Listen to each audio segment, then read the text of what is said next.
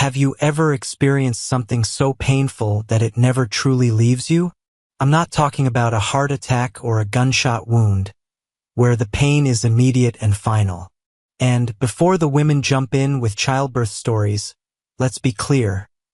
Childbirth is voluntary pain, and the reward is undoubtedly great.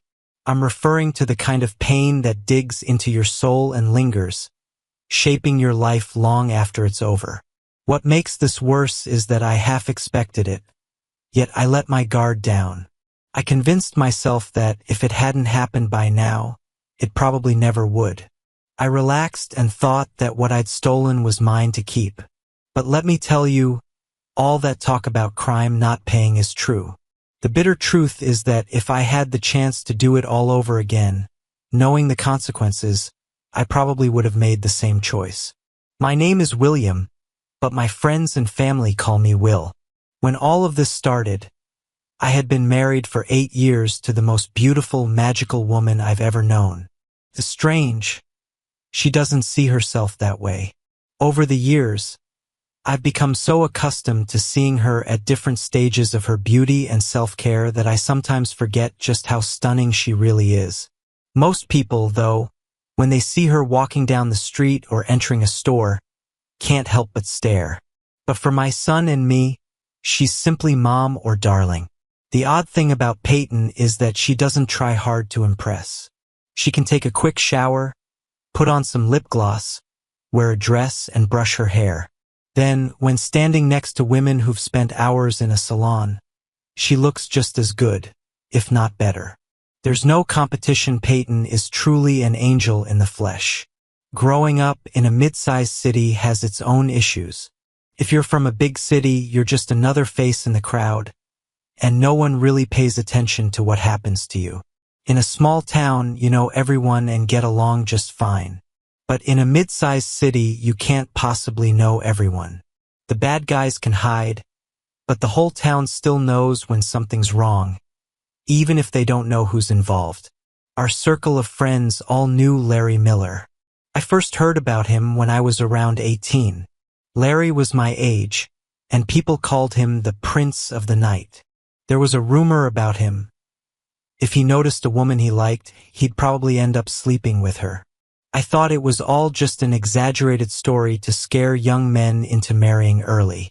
He was like Baba Yaga or Wendigo, a mythical figure meant to caution guys into settling down. In the beginning, many girls in town got married straight out of high school or midway through college.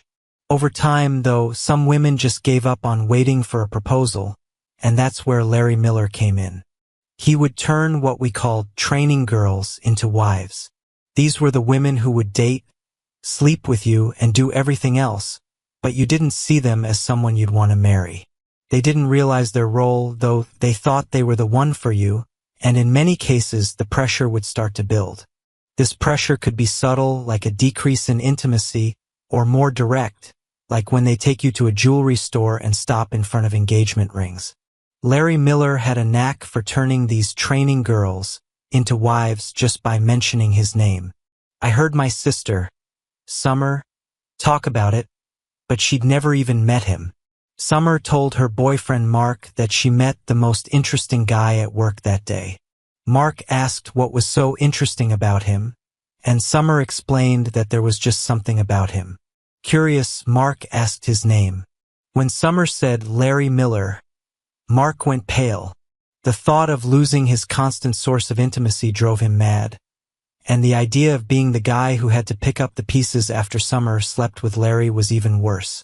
The town would mock him forever. If Summer got pregnant, people would wonder for years whether Larry was the father.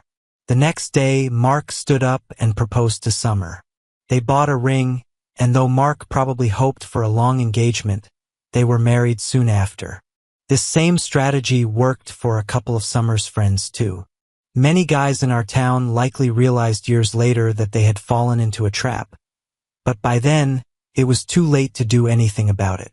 I finally met Larry in my 3rd year of college. Like me, he attended the state university, which was about 20 miles from our hometown. To be honest, I didn't see anything particularly special about him at first. He was taller and a bit bigger than me, but just a regular guy. However, when I saw him surrounded by women, my opinion changed. Larry was smooth, and that smoothness was the result of years of practice. He was also one of the biggest liars I had ever met. He would make things up, and somehow it never backfired. There was more to Larry's success than met the eye. I saw several guys try to use his lines and tactics, but none of them succeeded. Larry could walk into a party full of women and have one of them upstairs within 5 minutes. After watching this in action, I still couldn't figure it out. Years later, I came to the conclusion that it probably had something to do with pheromones. But that was just speculation. At the university, Larry left a trail of broken relationships and shattered hearts. His nickname had changed from the Prince of the Night to the Baron of Delirium. Most of the guys on campus hated Larry with a passion. He had very few male friends, and most of those who were his friends were just looking for the leftovers. I observed all this from the sidelines. I wasn't interested in that drama.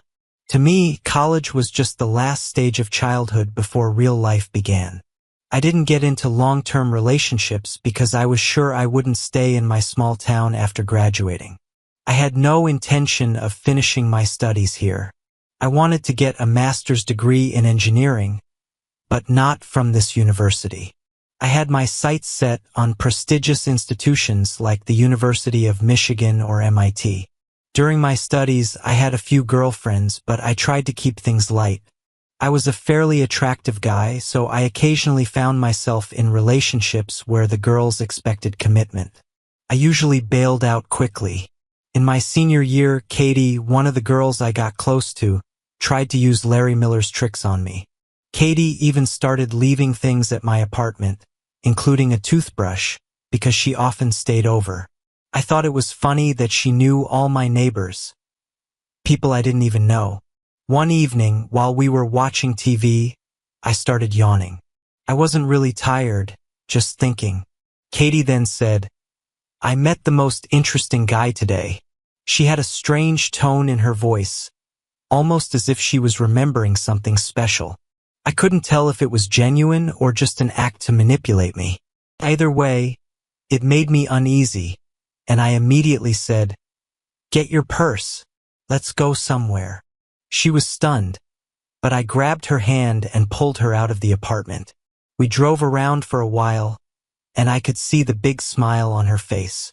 In her mind, she had successfully used Larry's trick on me. But I had a different plan. I stopped the car in front of one of the dorms on campus and parked. I got out and pulled her with me. Her surprise grew when I led her to a bench in the park, which overlooked the dorm building. I dropped to one knee, took her hand in mine, and looked into her big, beautiful eyes. "Katie, you're a beautiful woman. You're one of those. Buxom types like Marilyn Monroe are fine, but as I said, you'd be a wonderful wife for someone. Just not for me." As much as it might be hard to admit, I wanted romance and magic. Without that, we could just remain casual friends. I took Katie's hand and looked into her big, beautiful eyes. The guy you met this afternoon. Interesting, was it Larry Miller?" I asked. "Yes," she said. "Well, if you sit here on this bench for a while, you'll probably see him stumbling back from some girl's room across the street at the hostel," I said. "Good night." I got back in the car and rolled down the window. At the time, I drove a 1998 Ford Mustang, Arctic White. It was just a 6-cylinder with annoying rims painted the same color as the body. But it was a great car for a college student. Katie was still in shock as I rolled down the window. "Your dorm is just a few blocks in that direction," I told her. "When you come pick up the rest of your things tomorrow, please leave the key on the table." She was too stunned to react, just staring at me with wide eyes as I drove off. I felt like scum. It wasn't like me, but I wasn't going to let myself be manipulated into something I wasn't ready for. I had seen too many guys fall into Larry Miller's trap, ending up in relationships they didn't want. That night, I didn't get home until after midnight, and I had early classes the next day. While driving, I received several calls, mostly from Katie, which I ignored. The next day, she kept calling, and I continued to ignore her. Then, my phone rang, and it wasn't Katie. It was my sister, Summer. I instantly felt worried about my parents, so I answered. "Hi, Summer," I said, my concern evident. "We need to talk."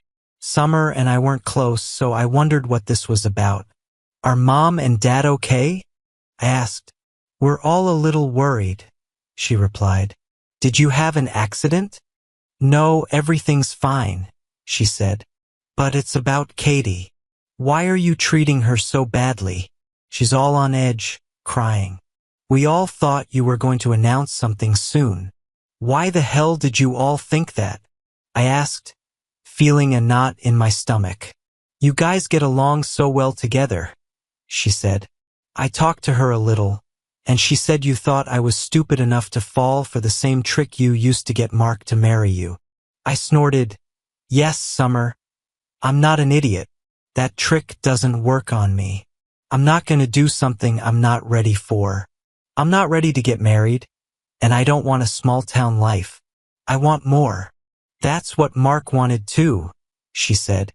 "Sometimes men have no idea what's good for them. You sit around, dreaming of Victoria's Secret models and Lamborghinis, when the real world and perfectly good women who love you are right in front of you. I just don't want you to miss a good opportunity." "So, you set this up?" I asked. "Well, yes," she replied hesitantly. "Who cares?" I said, cutting her off. Now, instead of losing my intimate partner, I've lost my sister. I hung up the phone. Over the next few days, I fended off comments and questions from family and friends about why I was acting like an idiot. I had two standard lines, one about my life plan and the other about the need to be in love before getting married. Finally, I told them about Summer's little trick and how she used it to get Mark to propose and tie him down. I wasn't going to get married on her schedule, but on mine. Most people seemed to understand, but I think it caused problems for Summer. When Mark called me, we talked. He didn't divorce her, but it changed the way he viewed their marriage. Mark realized he'd been tricked. He couldn't go to college and had to start working for his dad after Summer got pregnant before they could finish. Summer was 2 years older than me, and Larry Miller was my age, so Mark now understood that there was probably nothing going on between them. By the time everyone had processed what happened, the whole town knew I wanted a master's in engineering and true love. The funniest part was that, despite everything I did to avoid it, I ended up in a similar situation to what Summer had planned. I worked so hard to avoid the girl Summer was manipulating me into dating, and yet 3 weeks later, I found myself caught in Miller's trap. With Katie still stalking me and trying to find me at home, I knew I'd have to talk to her eventually, but I wasn't ready yet. In the back of my mind, I hoped the semester would end, and I could avoid her forever. Everyone knew I was going to MIT in the fall, which meant moving to another state. I'd even been offered a summer internship in Florida. If I could just hold out for another 2 or 3 weeks, it would all be over. However, one day when I left the apartment, I saw Katie sitting in my car, reading a book. It was a warm day, and the car was parked in the shade, so it looked like she planned to be there a while. I had only planned to drive to the library for some research, so instead of confronting her and getting into an argument or a long, tearful conversation, I decided to take the mature route. I went out the back door. By the time I was on the next block, heading to the library, I passed a bus stop and saw a woman crying. For the sake of clarity, I want to point out that I'm not as much of a scumbag as my actions may seem. I'm just a regular guy who likes to have a plan, a moral system, and stick to both. Seeing the woman crying at the bus stop struck a chord with me. I couldn't pass by without at least trying to help. She was small, fragile, with reddish waves of hair spilling out from under her hood. She somehow managed to pull the hood over all that hair. I asked if I could help, and when she looked up at me, I saw the biggest miracle of my life. The woman crying at the bus stop was Peyton Carlisle. Peyton was the most beautiful woman in our city, and every guy in town had been in love with her. Even my dad, in his 40s, would look up whenever her name was mentioned. I couldn't understand why she was sitting there crying, so I asked, "Do you know me?" "Yes, we've been going to school together since elementary school," she said with sadness in her voice. "Peyton, whatever happened, we'll fix it," I said. "No, we can't fix this," she screamed. "Peyton, I'm an engineer," I said, laughing. "I can fix or rebuild anything. If I can't make it better than it was, I'll at least make it work." "I'm pregnant," she said. If there was a way to pull words back into your mouth, I would have done it. But I just sat down next to her on the bench and listened. Peyton's parents were extremely religious, and her whole family was deeply involved in the church. Peyton wasn't as devoted as they were, but the consequences of her situation were dire. Part of this stemmed from her beauty. Guys had fallen for her just by looking at her, but she didn't see it that way. Peyton had only been allowed to date guys approved by her parents, usually from church events. A couple of months ago, at 23, she was still a virgin. Then she met a guy at church, Larry, who had just enrolled at our college. He impressed everyone, and he even asked her father for permission to date her. Peyton had put Larry off for 2 or 3 weeks, which was quite unusual for him. He was used to getting what he wanted on the first date, then moving on. But Larry stuck around for a week before moving on to someone else, avoiding Peyton afterward. When Peyton missed her period, she took a test and called Larry. When it came back positive, Larry told her not to worry and that everything would work out. He continued to avoid her, telling her that home pregnancy tests were often wrong and she should get a real exam from a doctor. She made an appointment and asked him to go with her, but when the day came, Larry had disappeared. He had passed his final exams early and left. "What was Larry's last name?" I asked. "Miller," she said, with tears in her eyes. "I don't know what I'll do. My whole family will disown me," she said. "Peyton, sooner or later you're going to have to tell them," I said. "As adults, part of us accepts responsibility for what we do. If you wait until you start showing, it'll be much worse than if you're honest now. Don't worry, your parents will love you no matter what, and your friends will support you too." "Do you think so?" she asked. By then, we'd talked most of the day. I took her to a small restaurant and we ate. We talked some more, and she told me I made her feel much better. "If I have a boy, I'll name him after you," she said with a smile. "I'm sure as hell not going to call him Larry," she added. She gave me her phone number and asked me to call her the next day, then had me call it right away so it would be saved on my phone. I walked her back to the dorm, and as I watched her leave, I couldn't believe what had just happened. I'd spent most of my life seeing Peyton around town or at school, never imagining we'd even talk, let alone that I'd have her phone number. As silly as it may sound, I fell so deeply in love with Peyton that day. There was nothing I wouldn't do for her. Even when I walked home after leaving her, I remembered hundreds of small details about her childhood. I recalled the times when I saw her smile and was in awe of how pretty she was. I remembered the grace with which she handled awkward moments, and realized that, like most guys I knew, I'd probably always had a little crush on Peyton. I just never thought, in my wildest dreams, that I'd have a chance. Luckily for me, everything turned out the way I hoped. When I returned to my apartment, Katie was gone. She left a note on my car, saying she really wanted to talk. I decided to call her the next day. Unfortunately, life intervened. I'd never been messy. I grew up in a house that was always immaculate, so I tried to keep my apartment that way too. Katie had spent a lot of time auditioning for the role of the wife, and she really helped with that. My apartment was never a typical bachelor pad.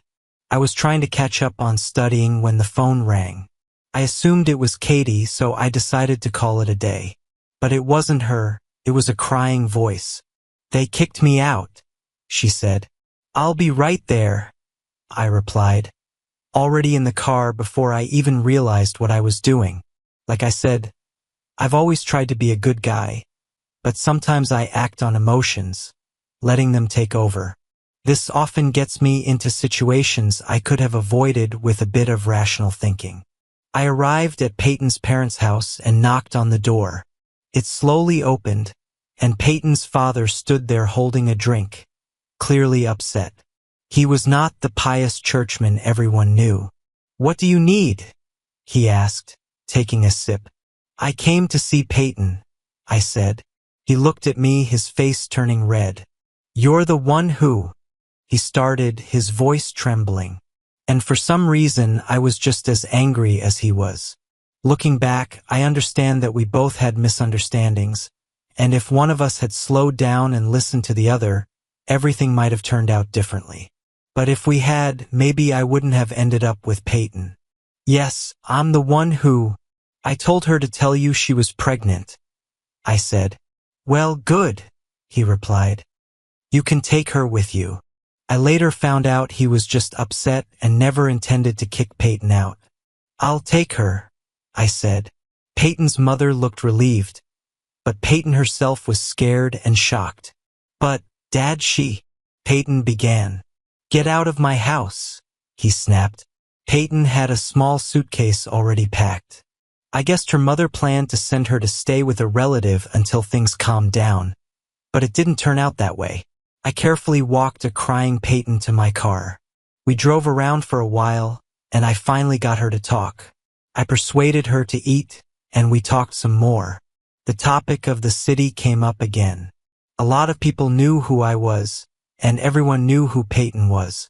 So when people saw us together, especially when we were talking seriously in the gazebo, it spread like wildfire. When I insisted that we sit in a non-smoking area and Peyton shyly told the waitress she was pregnant, that was the last straw. Rumors that I had allegedly impregnated Peyton Carlisle spread throughout the city in less than 2 days. That first night, we didn't get back to my apartment until almost midnight. Peyton fell asleep in my car. We tried visiting a few of her friends, but Peyton's friends were all good girls from church and school. They were shocked when they found out she was pregnant, including her best friend Millie, who had studied with her the previous day. I didn't understand how she could go from being a model student to something entirely different in just 1 day. Finally, I told her we could go to my apartment. She nodded. I got out a pillow and a blanket. She headed straight for the couch, but I grabbed her hand and led her to the bedroom. She was so tired, she didn't resist. I closed the door behind her and went to the sofa. The next day, I had an early exam, my last one. I woke Peyton up and asked if she had any classes left. She said no, so I let her sleep and went to take the exam. When I returned, I prepared a big breakfast. The smell of food seemed to wake Peyton because she quietly walked out and sat down at the table. She just looked at me. "Are you hungry?" I asked. She nodded. I thought it was too early for morning sickness, and not all women experience it. Peyton, however, just seemed more beautiful. She was probably just more comfortable and less hungry, but I had to feed my fantasy. "So, what are we going to do now?" she asked. God, how I loved hearing the word "we" from her. "Do you mean today or in the long term?" I asked. "Both," she said, peering at me. "I really like this feeling. We'll have some decisions to make," I said. Hearing her say "we" made me light up. "Okay, the first decision is yours, Peyton. Do you really want this baby?" I asked. She nodded quickly. "I made a very bad mistake," she said. "But killing a child would be even worse." I heard echoes of her Catholic upbringing in her words. As I told her, the choice was hers. We spent the rest of the day making plans and setting appointments. That's when I realized how sheltered Peyton's life had been. She didn't know how to do anything. Even the courses she took at the university were aimed at making her the ideal wife someday. We attended a meeting with Peyton's local doctor and the priest. They both looked at me as if I had brought in the Mona Lisa. We got Peyton the vitamins she needed and signed up for parenting and childbirth classes. We also received a stern lecture from the priest and made separate appointments with him. It took a couple of days for things to settle down and for us to find a rhythm. We found that we got along great and felt very comfortable together. Then the phone call started. "The girl on the phone is for you," Peyton said, with a worried expression on her face. "Her name is Summer." I ran over, grabbed the phone from her, and hung up. "Is she your girlfriend?" she asked. "This is not a girl, Peyton," I said seriously. "This creature was once my sister." Her face lit up again. The next time the phone rang, it was much more serious. It was one of Peyton's sisters with news for her. Her father was still angry and getting angrier by the day. He forbade anyone from having contact with Peyton. Even after talking to the priest, who couldn't reveal anything about Peyton, he insisted she should never set foot in their home again. If she didn't marry before the child was born, she would be expelled from the family forever. He refused to allow any illegitimate children to destroy their family legacy. Then the priest began to put pressure on us. I think he believed that if we appeased Peyton's father, everything would work out. But this only made me angry. I told him we could handle it. That night, Peyton asked me what my plans were for the summer before she intervened in my life. I told her about the internship in Florida and then moving to Boston, and she cried. I woke up early the next morning and left before she got up. Peyton probably assumed I was going to school. I went to the factory and submitted an application. They were always looking for young engineers and hired me on the spot. It was Thursday, and I didn't have to start working until Monday. I went to meet the priest alone. Peyton's meeting was scheduled for the next day. When I returned home, I realized something was wrong. Peyton was fully dressed, and her suitcase was by the door. "I was hoping you could take me to the bus station," she said. "Peyton, I'll take you anywhere," I said. "Where are you going?" "I'm going to Aunt Sally's," she said. "I thought you didn't like her," I said. "I don't," she said sadly. "But she's the only person who will accept me, and I can't ruin your life." "Well, you're supposed to be in Florida next week, so I have somewhere to go," I said. "Peyton, I already called the company in Florida and told them I won't be coming. I start working at the plant next week. They'll pay me a great salary and offer benefits once I've worked 90 days. Everything will be fine. Besides, it'll give you a chance to use that expensive education your parents paid for." A strange expression appeared on her face, and she hugged me. A couple of hours later, she returned with a serious expression. "Will, can we talk about something?" she asked. I smiled and nodded. "Of course." "Will, you should probably let me ask the question and explain my plan first," Peyton said. "You already know I'd probably do anything for you," I replied. She turned and walked away, then started crying on my bed. I walked up to her and began massaging her back. "Peyton, what happened?" I asked. "It's me, Will," she cried.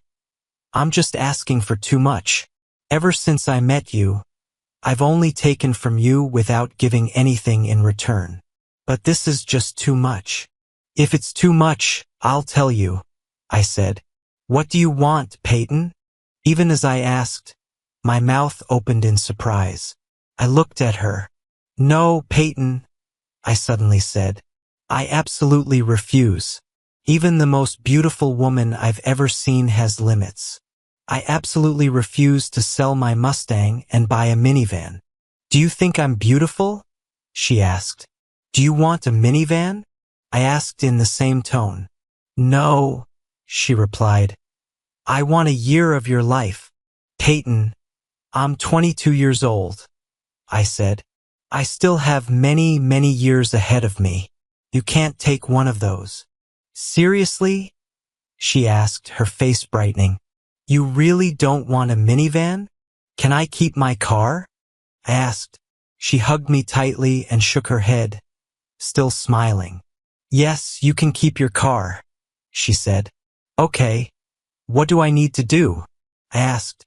Do I need to become Catholic and go to church for a year? Of course not, she said. But you'll have to go to church a few times, like when we get married. When are we getting married? I asked. I know this is a lot to ask, she began. But I thought it through. I looked at it from my father's point of view. He really values our family history and other people's opinions. If we get married before the baby is born, there won't be a scandal. I'm sure that once we're married, he'll accept it. And when the child is 5 or 6 months old, we'll file for divorce. You can go to Massachusetts. Divorce will be less shameful than if I remain an unwed mother. Being an unwed mother is usually seen as the parent's failure to raise me properly, but divorce can be explained in many ways. And of course, you'll have a friend for life and my eternal gratitude.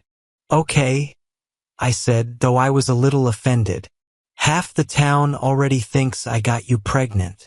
I love you, Will, she said. Thank you so much, I replied. You're welcome, I said. That's unlikely to happen. Why not? She asked. Because Larry will come to his senses and come back for you before the baby is born, I said. Why would he waste his time? She said, the first curse word I'd ever heard her say, and there was a bit of anger in it. There's nothing here for him. My child doesn't need him in their life, and I don't need him either. I wish with all my soul that I had met you before I met him. I don't think I heard Peyton swear again for weeks after that. The next time she swore was on our wedding night. The next day, we met with the priest to tell him the news. Peyton also met my family that day. My mom adopted Peyton right away. My father kept patting me on the shoulder, looking like a cat that had swallowed a canary. Even my brother-in-law smiled at me. Summer wasn't too happy, but she came to her senses when she got included in the wedding planning. The wedding date was announced on the church notice board, so her parents must have seen it, but we still hadn't heard a word from them. So many people came to our wedding that we had to turn some away. The church couldn't accommodate everyone. I managed to get her mom through the side door so she could watch the ceremony without being seen. I pointed her out to Peyton as we kissed at the end of the ceremony. The strangest part was when we exchanged our first kiss. I was expecting just a formal kiss, but Peyton pulled me toward her for a passionate kiss that silenced the entire church. Her technique showed she hadn't kissed many men, but her passion surprised me. My parents gave us a week-long cruise for our honeymoon. We were supposed to leave right after the ceremony. Peyton held my hand as we left the church, and everyone in town seemed happy. On the way to the airport, Peyton asked, "Why are you smiling so much? Are you breathing a sigh of relief because the ceremony is over?" "Honestly, I don't understand women," I said. "Don't you know? A woman's wedding day is the pinnacle of her life. It's the bride's day. Your mom and I have been planning this day for the last 6 weeks. I barely fit into my dress. My little belly is already showing. In a few weeks, everyone in town will know, if they don't already." "Well, don't worry," I said. "I'm sure your next wedding will be better." "My next what?" she asked. "Wedding," I said. Peyton filled out thank you cards for everyone who attended the wedding. She would have even more thanks to give after we got through all the wedding gifts. She spent an hour telling the flight attendants about our wedding. The plane landed late, and we had to hurry to catch the ship, but we made it. We settled into our cabin, then went to explore the ship. We were both tired from the journey and all the celebrations, so we had dinner in the cabin. Peyton went into the bathroom, and I grabbed a blanket. When she came out, I watched her from the other side of the room and almost laughed. She carried a small bouquet, in addition to the one she had dropped off at the church. She walked slowly toward the bed, just as she had walked down the aisle just a few hours ago. She stood in front of the bed, looking like an angel, and even the small belly under her breasts only added to her beauty. Suddenly, she threw the flowers on the bed and looked around. "Will!" she screamed. "Why the hell are you on the couch?" She crossed the room and dropped down in front of me, crossing her arms over her chest, clearly angry. "What's wrong, Peyton?" I asked. "Remember I told you about memories and how important they are to a woman?" She said. "You just ruined my wedding night. Now, come over here and make it right." "Do what's right?" I asked. "You're so caught up in our fake wedding," she started. "What the hell is a fake wedding?" I snorted. "Our wedding was real, of course. It will only last a year or so, but for this year I will be the best damn wife a man has ever had. Will, you've already done more for me than anyone else in my life. I will do everything I can so that you will never regret what you did for me. Now, lie down in this damn bed." She stormed back into the bathroom and came out a few minutes later. She laid down next to me and looked at me with a mix of fear and desire. It turned out that she had only spent one night with Larry, and the first time she was a virgin. Neither time lasted long, so she was unprepared for what happened that night. I started by massaging her all over, gently removing each piece of her underwear and massaging every inch of exposed skin. I held her tenderly, and she hugged me back. Then, I noticed she was crying. I had heard about Catholic guilt and wanted to try to console her. "Peyton, you know we're married, so it's not a sin," I started to say, but Peyton interrupted me. "Will, shut up," she suddenly said. "I just wanted you to be happy." I said, "And I don't regret that," she added. "Did you see what happened between us?" she asked. "Did you feel what I felt when our bodies bumped together like two animals? The only thing I regret is that it wasn't you who got to me first. The only thing I think in a Catholic way is that I wish it were your child." She rolled over and we spooned. She put my hands on her chest. "Peyton, who said it wasn't?" I asked. "What's wrong?" she said. "Peyton, only 4 of us know that I'm not the one who got you pregnant. Me, you, Larry, and God. No one else has any idea. Everyone in town thinks this is my child, so why not treat him as such? We'll talk about this later," she said. "Can we do this again by morning?" Peyton and I tried a few more things, and when we were back in town, we were much closer than before the wedding. Peyton had a new walk, and she was the wife every man dreams of. Her public displays of affection made every guy I knew jealous. Even while heavily pregnant, Peyton was the prettiest girl on 2 legs. We went to childbirth classes and walked a lot in the evenings. My parents and friends helped us when we moved into a medium-sized house. We bought the house more as an investment than anything else. If our marriage ended, I could live in it or sell it. Peyton would likely move back in with her parents. Larry got a great job in sales for a company in New York. He came to town several times a year, but we never ran into him during Peyton's pregnancy. When the baby was born, we named him William James Place Jr. He was a happy little boy, and everyone loved him. I was handing out cigars at the hospital and noticed that one of the guys I had just given one to received a nod from Peyton's father. He looked at me, his gaze softened, and he nodded. When he nodded, I felt a wave of sadness. I was sure this was the beginning of the end.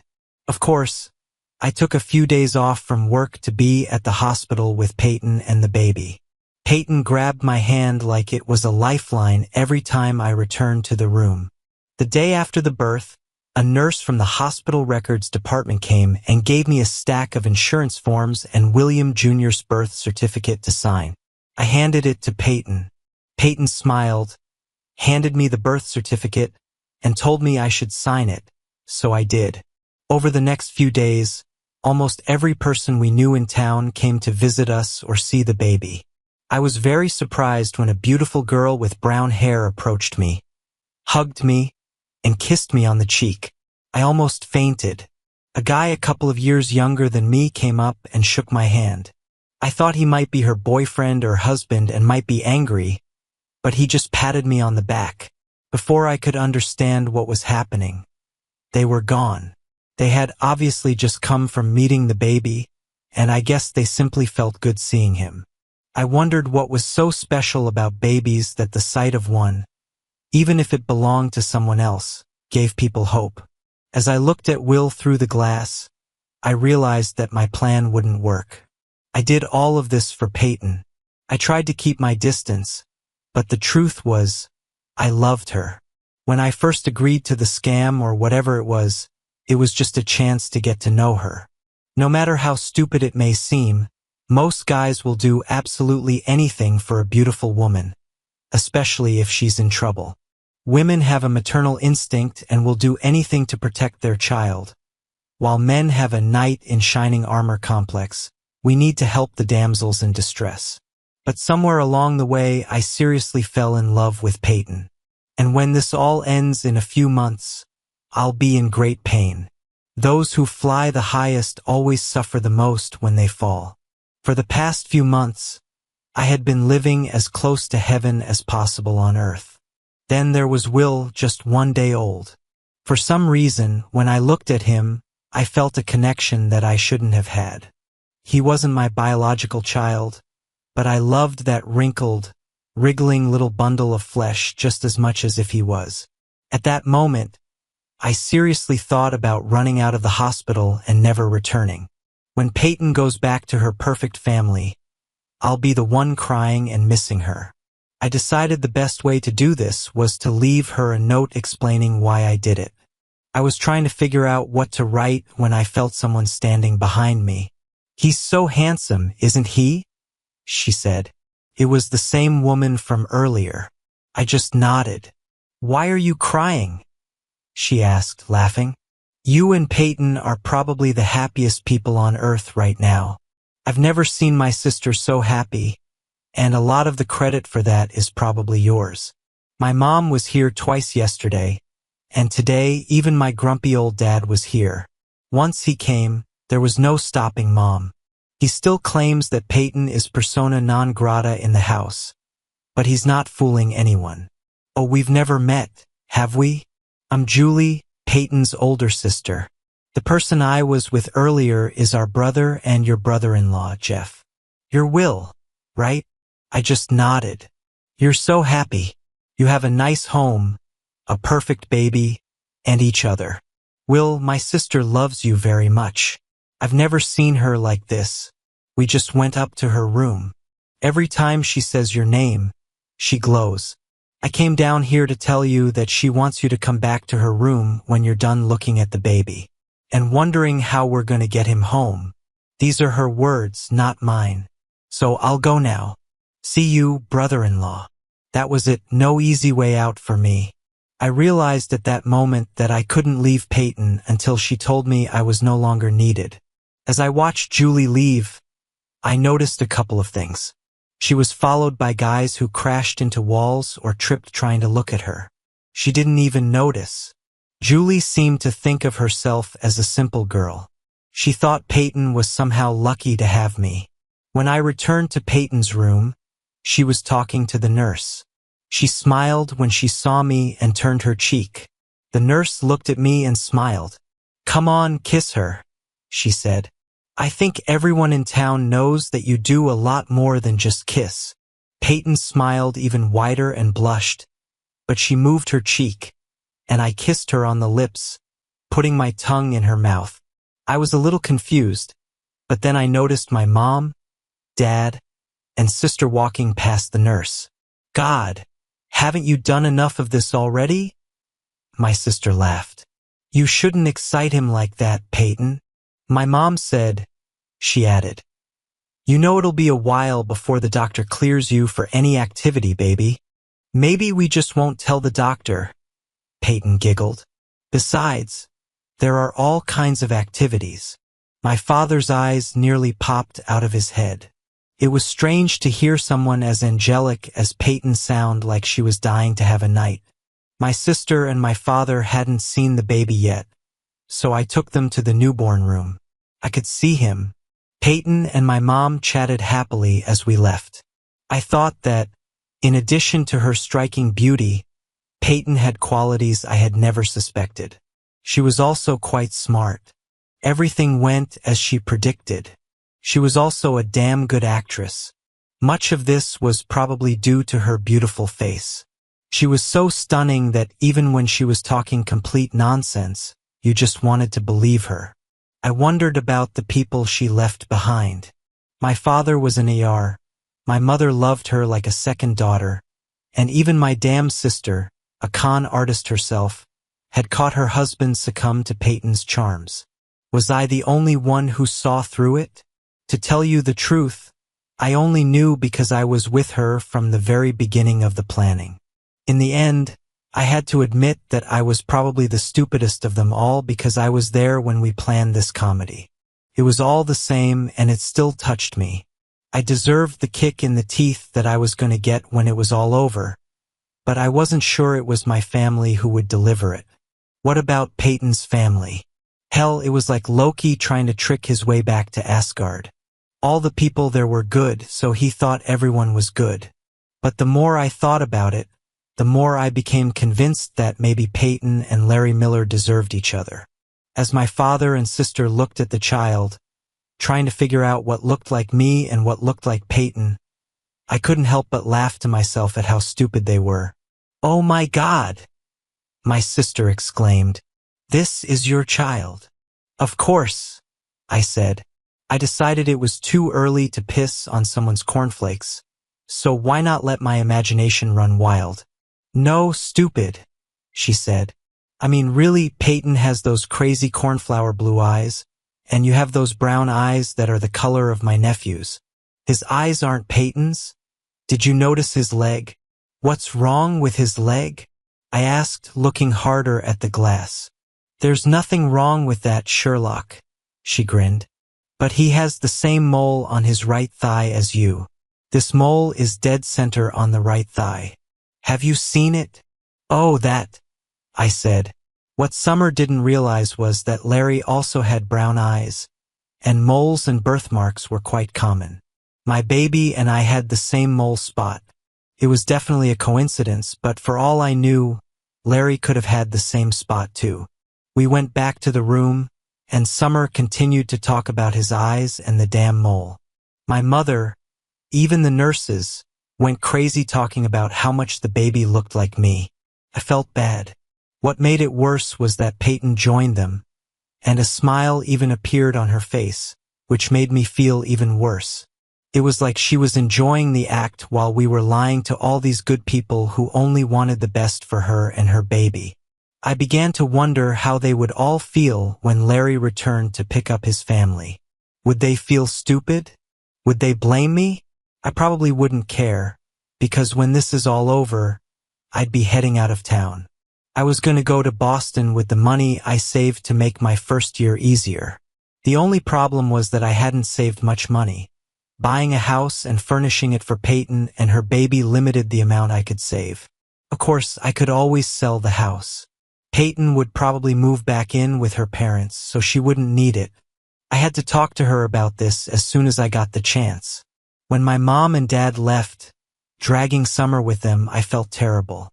"Will, come here and sit with me," Peyton smiled.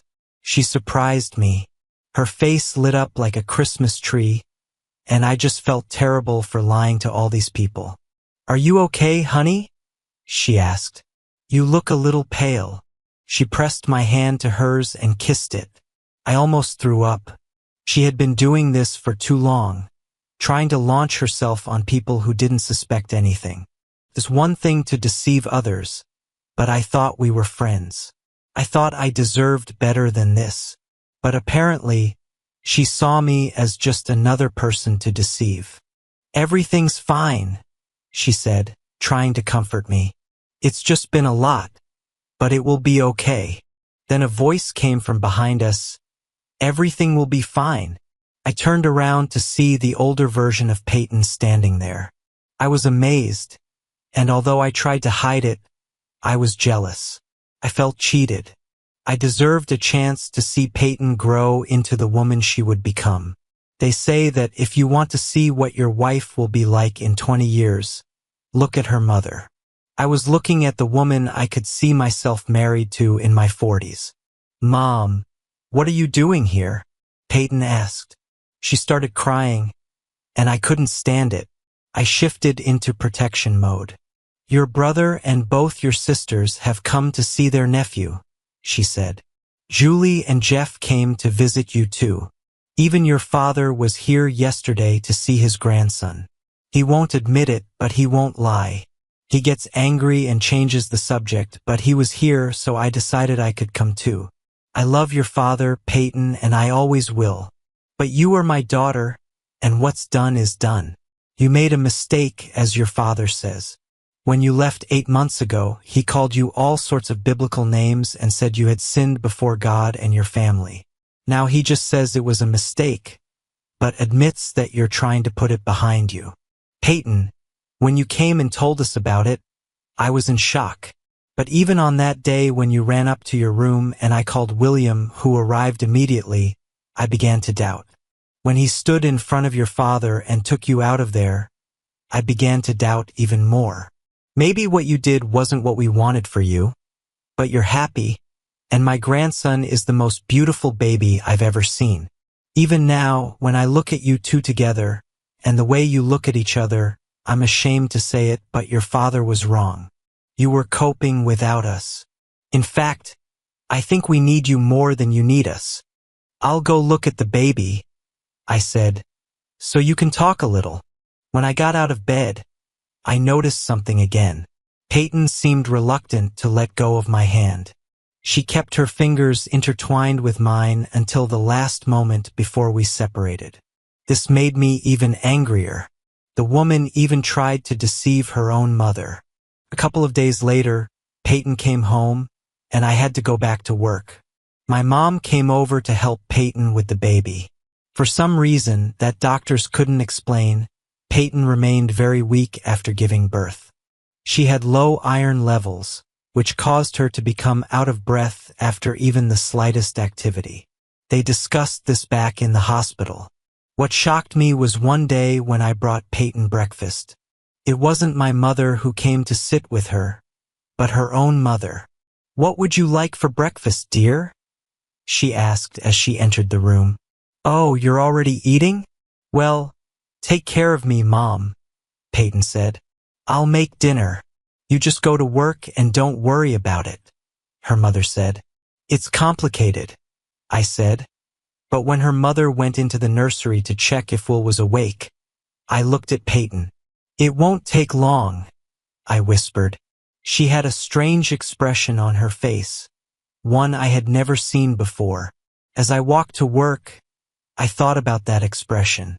I realized that Peyton was probably some kind of control freak, and my decision to dictate any phase of our fake, temporary marriage angered her. I began to feel that the sooner it was over, the better. When I got home that evening, I noticed her mom's car was still in the driveway, and there were several other cars there. If her mom cooked dinner and stayed the night, it might give me time to work on some house projects I had been neglecting in recent weeks. I parked my Mustang in the garage and walked out the door that led into my yard. And there he was. "You have plenty of space here," he said. "I like the deck you're building. It'll be nice when you're finished." And then he returned to my house. Every word he said implied that everything we had wasn't good enough for his daughter. He also implied that I wasn't worthy of her. He hinted that she wouldn't be here for long.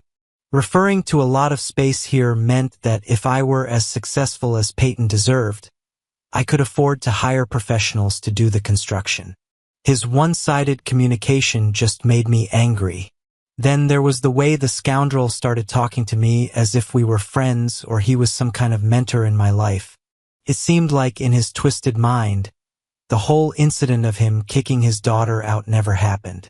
Perhaps he wanted to think that I stormed the castle and begged for the hand of the princess, and he reluctantly gave it to me, so he could give me wise advice from time to time. I think I should have just forgotten that he kicked his own daughter out like trash and didn't care what happened to her because of his twisted religious views on parenting. In the end, I had to admit that this scoundrel had me in a bind, even if he didn't understand it. To get rid of Peyton, I needed to get along with him so she could fit back into her family. This evening was a big step toward that. The whole family was there. Julie offered to come over the weekend and help me with the deck. I met Peyton's little sister, Penny, who was a year younger than Peyton. I saw her in the hospital but didn't associate her with the others, as her perfection was overshadowed by the fact that she wore glasses. But when she took them off to wipe them down, the resemblance was clearly visible. After that, glasses only made her even more attractive. Peyton got out of bed to sit at the table and eat dinner with us. I looked after her and she seemed to enjoy it. I even carried her back to bed while her mom and sisters were almost crying at how romantic it was.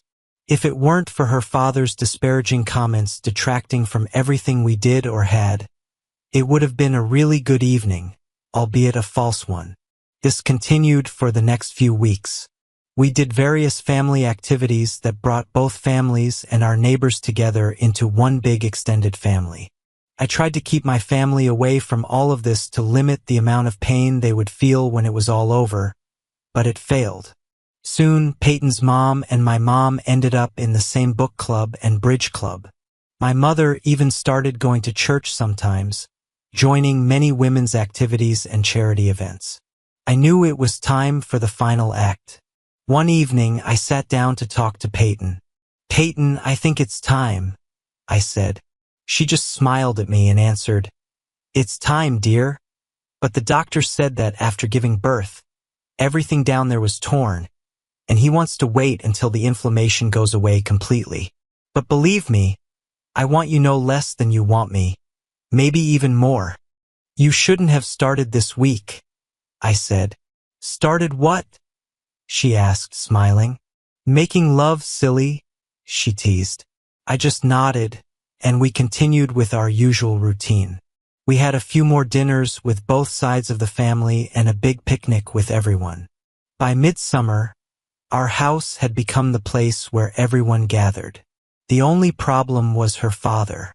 He wasn't the only one who constantly talked about how everything we had was never great, only good or normal. One evening, he went too far, and I had to politely excuse myself and leave the table. "Peyton, do you remember that nice guy you met a couple of times, Larry Miller?" he began. "Well, he's a young man making it in the world. He's already made a name for himself in sales. I heard from a business partner that he wants some kind of sales prize. He lives in New York now and bought a huge old mansion he's renovating. It'll cost millions when he's finished. Not like your little house here isn't cozy, but Larry Miller, that's the guy." Seeing how everyone was looking at him, he tried to lighten the situation. "It's not like your little house here isn't cozy, but Larry Miller, that's the guy." John realized his comments about Larry Miller hurt me, and like most bullies, once he discovered my weakness, he continued to exploit every chance he got. If I got a promotion, he would pull out his Larry Miller story. When I bought Peyton a new car, her dream car, he swore that Larry Miller would have bought her a jet by then. His constant irritation made me realize we were long past the deadline for the plan. Autumn had already arrived, and Will was 8 months old. The original idea was for us to break up in time for me to go to MIT in September. "Peyton, are you ready?" I asked. "Of course I am," she replied, smiling. "I love you, fool. I'm always ready. You were the one who attacked me while we were still in the shower last night, and I really liked it." "Peyton, that's not what I meant," I said. "It's already October. Somehow we seem to have missed the planned break." "I know," she said sadly. "How much time do I have?" "What do you mean?" I asked. How long can you bear with me? She said. I don't want to prolong your suffering, especially considering how wonderful you have been. And then she began to cry. It was even worse than the first time I met her at the bus stop. Peyton, you should be happy, I said.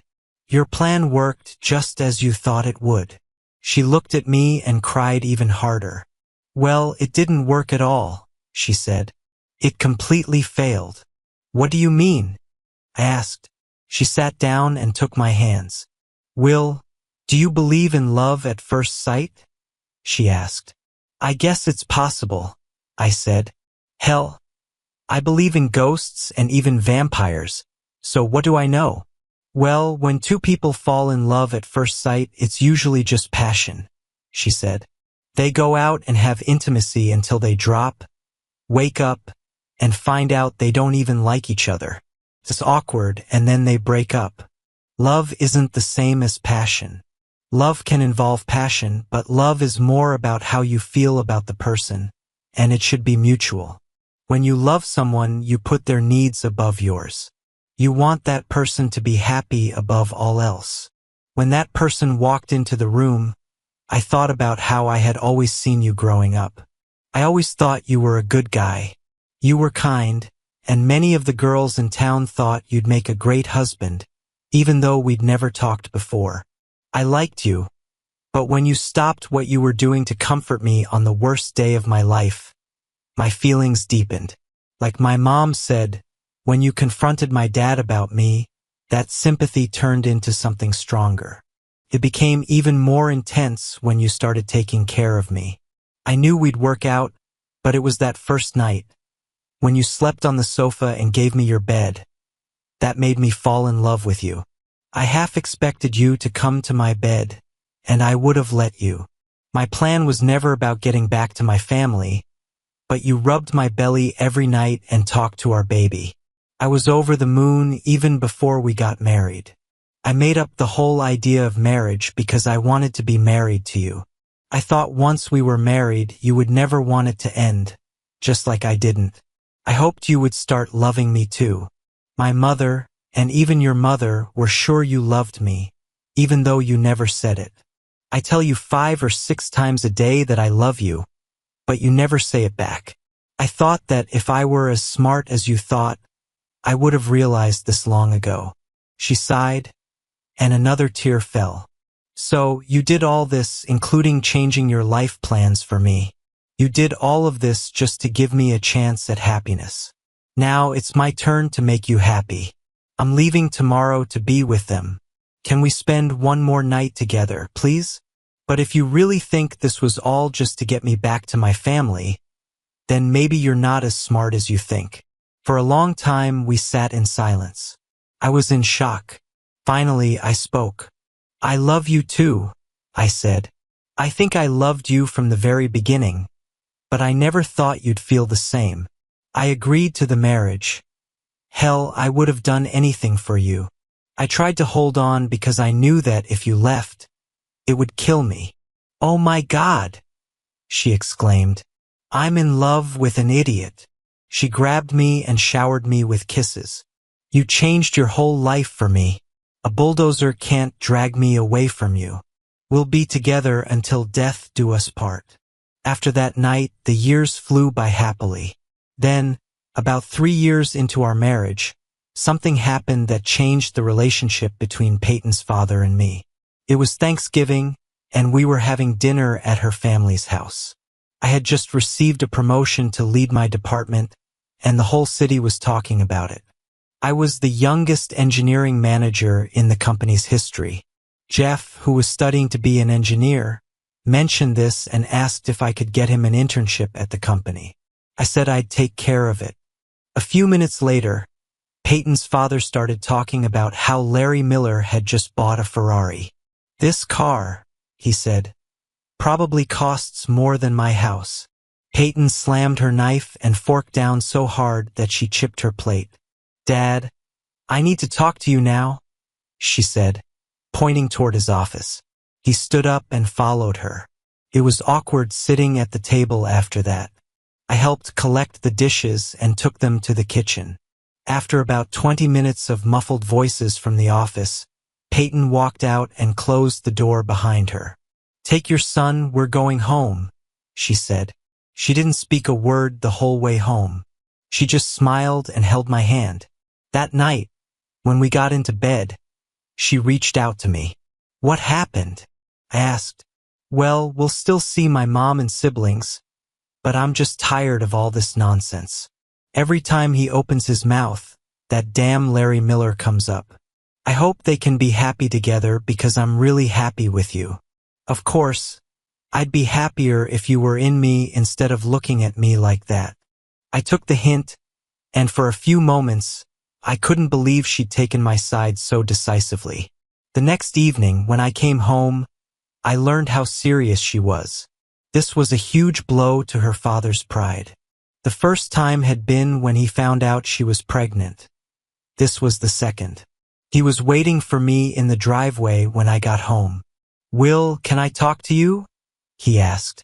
I was surprised because usually he just spoke and got to the point. "Of course," I said, opening the door. "No," he said, grabbing my hand. "I'm not sure I'm welcome there." "Of course we are, sir," I replied. "Then I shouldn't be," he said. "Will, I've just realized something. I've always wanted the best for all my children. I always thought you were normal, but I was never sure if you—" Yesterday, when Peyton was bragging about your accomplishments, and then Jeff started too, it was just too much, her father said. "I didn't know you graduated first in your class and were going to MIT for an advanced degree in engineering." "Sir, it doesn't matter," I replied. "I'm happy." "But you could be rich," he said. "Sir, I am rich. Peyton and Will are worth more to me than all the money in the world," I said firmly. "My daughter thinks the same about you," he admitted. "I can't believe I was the one who ruined her life." "Sir, you didn't ruin her life," I began. "Yes, I destroyed it," he interrupted sharply. "I told her not to date, and even then, I had to approve of every man she considered. She didn't go on a single unsupervised date until she was 21. And I literally pushed her towards that scoundrel. He deceived me too, you know. I thought I knew everything, but Peyton didn't know anything about dating or men, and I handed her over to him like a lamb to the slaughter. He left her pregnant and then just ran away. Her reputation, and my family's, would have been destroyed if it weren't for you." He paused for a moment before adding, "And I rubbed it in your face all this time. I didn't know what an idiot he was. I've talked to a few people in town about him. Every time he comes here to sell to his clients, he still continues his same ways. A leopard doesn't change its spots." "Sir," I said, "but at the end of the day, I still feel like I got the best part of the deal." "No, son," he said. "Peyton got the best deal." After that, we all became one big happy family. Things went smoothly until the summer when Will Jr., or simply Deuce, turned 8. I was an attentive father, involved in everything he did, and Peyton and I grew closer than ever. We were so good together that it seemed too perfect for something not to go wrong. It was a typical Saturday morning. Deuce and I were in the backyard, practicing his swing at the practice pole next to the garage. Deuce was a shortstop and the best baseball player in his little league. We had a game that day, which is why I was in such a hurry to cut the grass. Peyton was gathering some of her girlfriends to plan a big backyard party for Deuce's birthday. After cutting all the grass in the front yard, all I had left to do was cut the grass in the back, use the edge trimmer, trim the bushes and plants, and then we could head to the game. Peyton attended many of Deuce's games, but I never missed one. Most of the time, she just sat on the bleachers holding my hand. I think she was there more to be with me than to watch the game, but it didn't bother me. Our love life and even our nightlife were more vibrant than ever. I've often wondered if the way we met is what made us hold on to each other so tightly, but the reason didn't matter. What mattered was that we did it.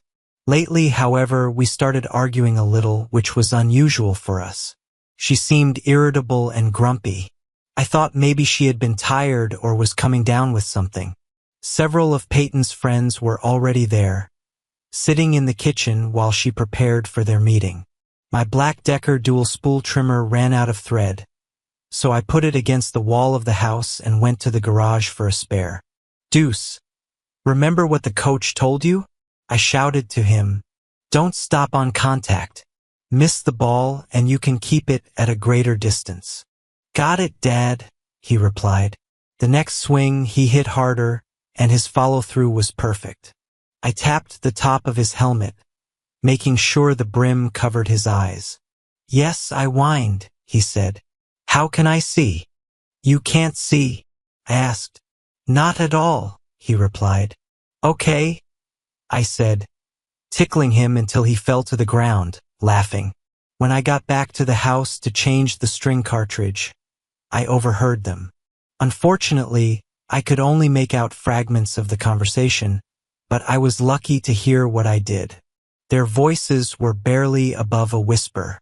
I heard one voice say, "Larry Miller is back again." There was a short pause, and then another voice said something I couldn't fully make out, but ended with, "She loves him." I stood frozen, shocked. I never thought Larry Miller would come back, but the rumors in town about him being a big shot were hard to ignore. He lived in a multi-million-dollar mansion in New York and dated a supermodel while Peyton was out of town. He had women left and right, so what the hell did he care about Peyton? Then, I remembered. Even though I had gotten used to her, Peyton was still the most beautiful woman I had ever seen. She wasn't the kind of woman a man could easily forget. I stood there, stunned.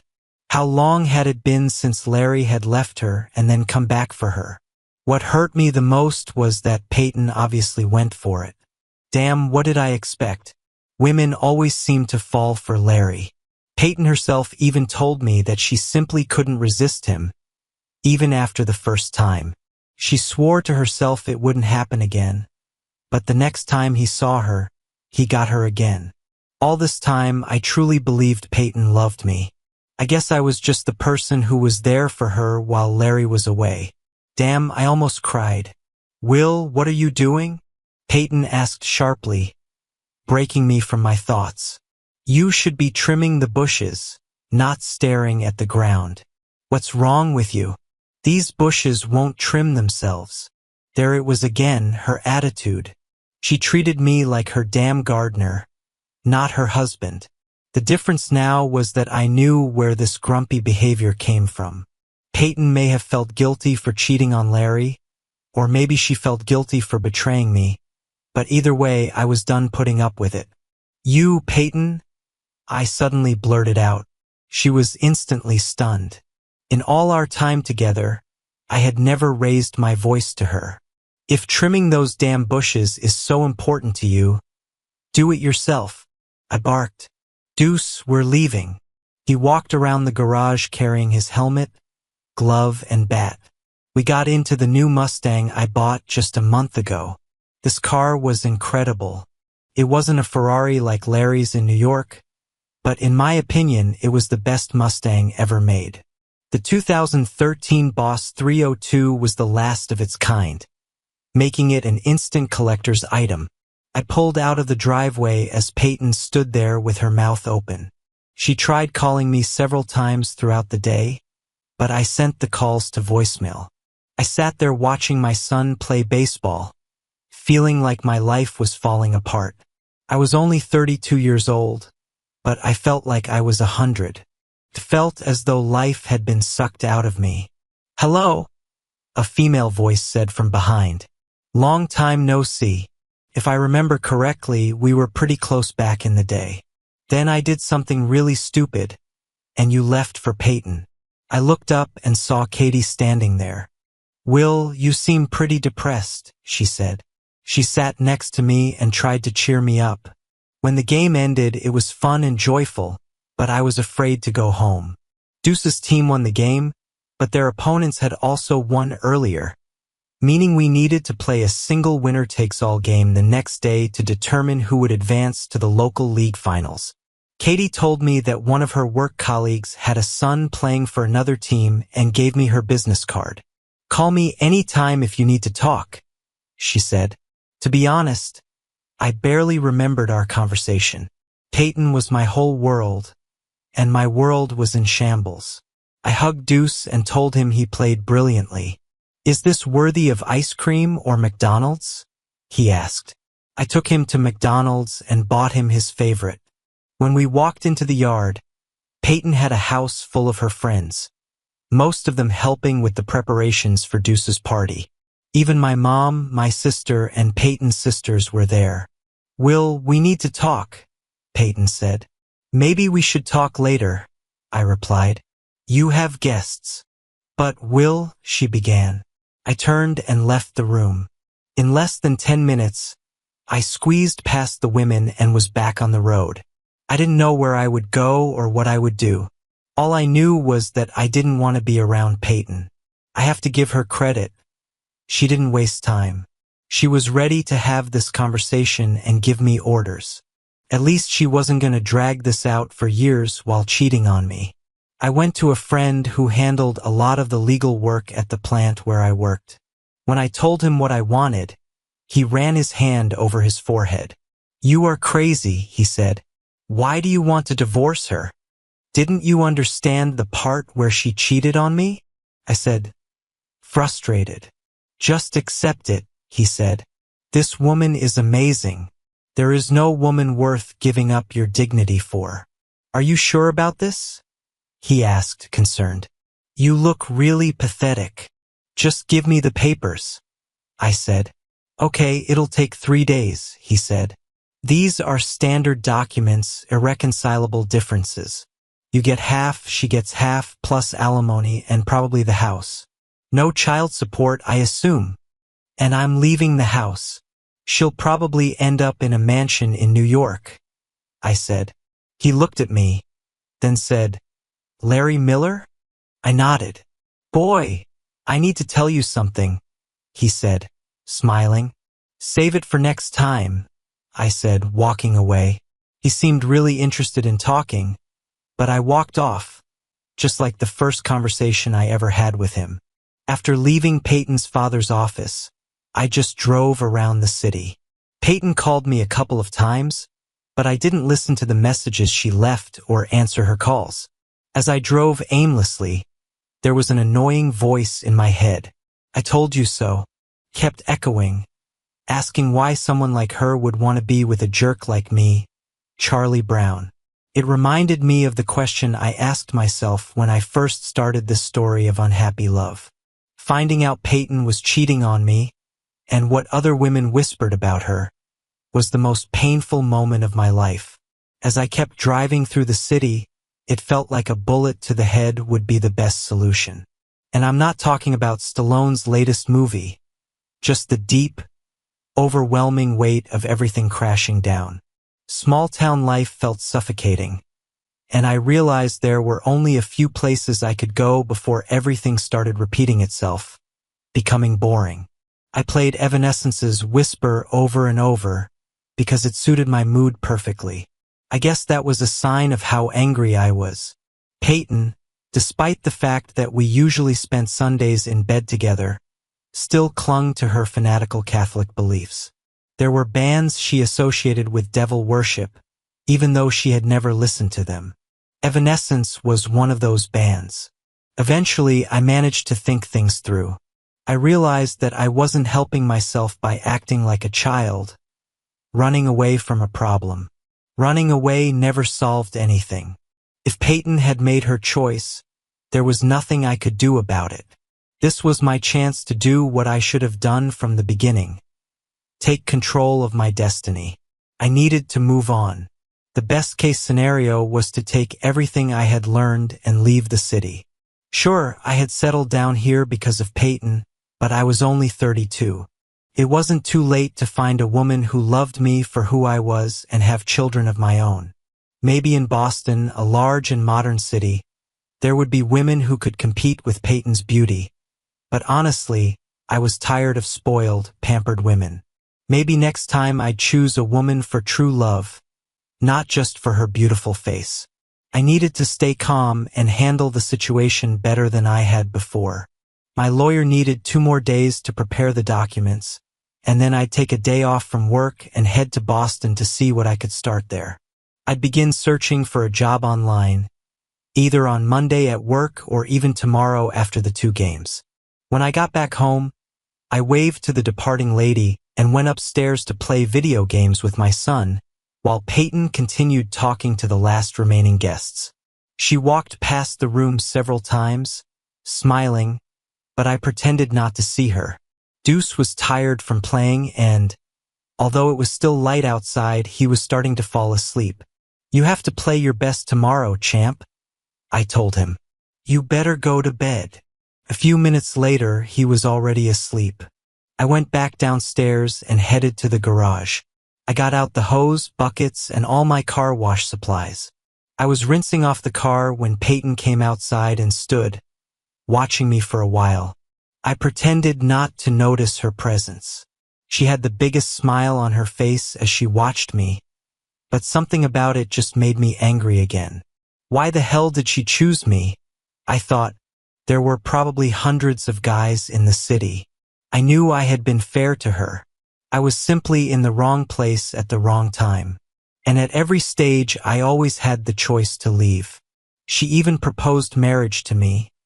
I could have said no at any time. Maybe she saw this as just another step. Maybe she thought she could sleep with Larry from time to time and then come home to me. I had read about situations like this online, but I wasn't that kind of guy. I tapped the car's roof in frustration. "Can we talk?" she asked. "No need," I said. "I already know everything." "Well, I can see you're not happy, but can I at least explain things from my point of view?" she asked. "This isn't something I planned for, Will. It just happened," she began. "Tell the truth for once, Peyton," I snapped, angrier than I had planned. "This is something you've been thinking about for a long time, right? You've probably been thinking about this from the very beginning. Is it really that big of a deal?" she asked angrily. "Does everything we do have to fit into some grand plan you have in mind?" "Peyton," I said, "I could never plan anything with us. Since I met you, I've felt like I'm just reacting to what you want and trying to make you happy. So maybe it shouldn't be anything special compared to everything else. Just do what you want." "You know, Will," she said softly, "maybe I really don't know you as well as I thought." She looked like she was about to cry. I thought that, even if you didn't really like it, seeing how happy it made me would somehow make you happy too. But before I knew it, Peyton left crying, and I was even angrier. I turned up the volume on the music in my headphones, but when the song ended, instead of the usual whispers in Latin, I could still hear those 2 women talking about Peyton and Larry. The anger surged again. I had to calm down. After washing the car, I went into the kitchen for a snack. Peyton came in while I was rummaging through the refrigerator. "Do you want me to cook you something?" she asked calmly. "No, thank you," I answered just as calmly. She looked at me strangely. "Okay then," she said, "but I don't want crumbs in my bed, so don't worry about it." "Peyton," I interrupted, "I'll sleep in another room." "No, you won't," she hissed. "Just because we don't agree on what I do with my body doesn't mean you can stop." "Peyton," I said, trying to stay as calm as possible, "I want you to listen to me for the first time. It doesn't matter what we feel or have felt before. There are more important things here. For example, Deuce has the most important game of his life tomorrow. If his team wins, they'll advance to the championship final next week. We can't wake him up because we're fighting. Can we at least give him a chance to be the center of attention without ruining his moment?" She nodded. "You're a good father, Will," she said. "That's why, Peyton, you can't have it all," I interrupted. "And that's always been one of your problems, even from the beginning." "Peyton, I agreed to this because I loved you too much. But from the beginning, it was you cheating on Larry, and I still cared about you. Her eyes narrowed when I said that. But now, I continued, you come in here and tell me we don't agree on what you want to do with your body, but you want to tell me where my body can sleep? You can't have it all, Peyton. Well, I don't know what's been going on with you lately, she said. You've been acting crazy all day. But when you come to your senses, Peyton, you treated me like crap all week, I protested. But this morning I found out why. So, I think maybe we need a few days apart to process this. I don't want a few hours without you, she said tearfully. But I'll do whatever you want. She left the kitchen. Good night, Will, she sobbed. The next morning, I woke up early and prepared breakfast for Tuso Deuce would be ready for his game.